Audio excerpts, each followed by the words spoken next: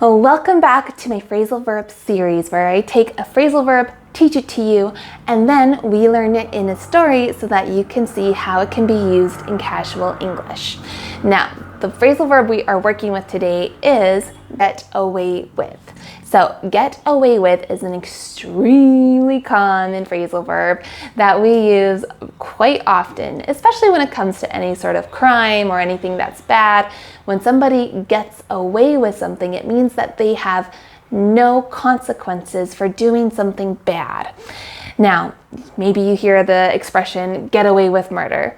That is something that happens almost all the time, unfortunately, but it is really commonly used in English. So we are going to see in our story about a financial crime how somebody was about to get away with something, or maybe he did get away with it. Let's see in the story. All right, so John had always been fascinated with money.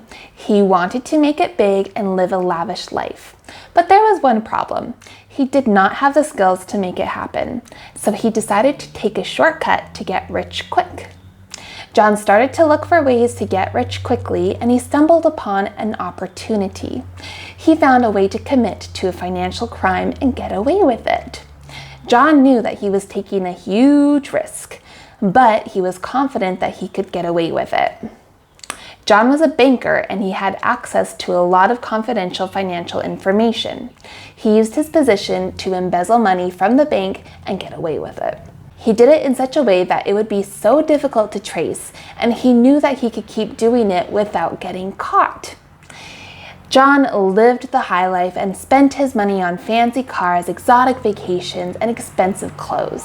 He felt invincible, and he continued to commit the financial crime for years. But then, one day, he got greedy and took it too far. John's greed got the better of him, and he made a mistake. The bank noticed the irregularities in their financial records, and an investigation was launched. John was caught, and he was surprised that he couldn't get away with it and his financial crime. He was arrested and charged with embezzlement. John realized that he had taken a huge risk and it just was not worth it. He had lost everything that he had gained, and now he was facing a long-term prison sentence. He thought he could get away with his financial crime forever, but he had been wrong. In the end, John learned that crime doesn't pay and that no one can get away with breaking the law forever.